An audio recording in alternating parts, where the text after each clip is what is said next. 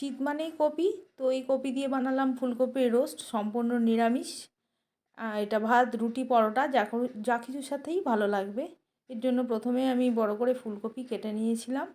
একটু জল গ্যাসে গরম হতে দিলাম। মোটামুটি যখন সামান্য নুন দিয়ে ওটা গরম হওয়ার পর একটু ফুট ধরেছে যখন, তখন ওই কাটা কপিগুলো এর মধ্যে দিয়ে দিলাম। এটা কিন্তু ফোটাবো না, একটু জাস্ট যদি কপির মধ্যে পোকা টোকা থাকে এরম করলে পরে সেগুলো বেরিয়ে যাবে। গ্যাসের ফ্লেম বন্ধ করে চাপা দিয়ে দেব। এবার আমি এক সাইডে মানে মশলাটা তৈরি করব। একটু নুন, হলুদ, লঙ্কা, জিরে গুঁড়ো দিয়ে দইটা ভালো করে ফেটালাম। একটা বাটিতে কাজু আর চারমগজ দিয়েছিলাম জলে ডুবিয়ে। এবার টমেটো, আদা, কাঁচা লঙ্কা, এটা একটা পেস্ট তৈরি করব। আর পেস্ট তৈরি হয়ে গেছে। এরপর চারমগজ আর কাজুটাও বেটে রাখবো।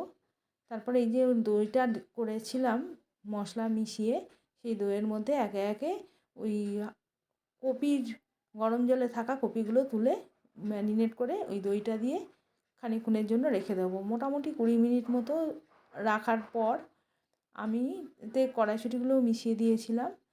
একটু সামান্য সাদা তেল গরম করে তাতে একে একে জিরে, লবঙ্গ, এলাচ, দারচিনি দিয়ে সেগুলো গন্ধ যখন বেরিয়ে আসবে তখন আমি কপিগুলো ঢেলে দিলাম।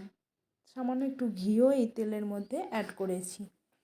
এবার এতে কোনো রকম জল দেব না। যে মশলাগুলো আমি তৈরি করে রেখেছিলাম, কাজু বাদাম বাটাটা ছাড়া আদা, টমেটো আর কাঁচা লঙ্কার পেস্টটাও এই কপির মধ্যেই দিয়ে দিলাম।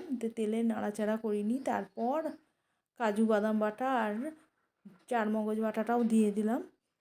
নাড়াচাড়া করে ঢেকে দেব যতক্ষণ এর জলটা থাকবে।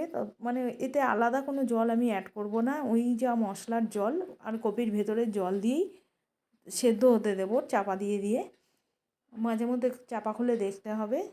এরপর বাকি ধনেপাতাটুকুও এর মধ্যে অ্যাড করে দেব। চাপা দিয়ে রাখবো, ভাপেই এটা হবে। যতক্ষণ না জল মরছে ততক্ষণ এটাকে হতে দিতে হবে।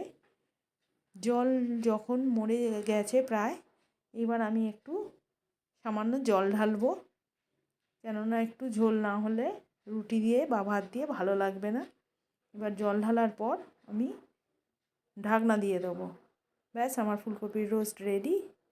Tata. Please subscribe my channel.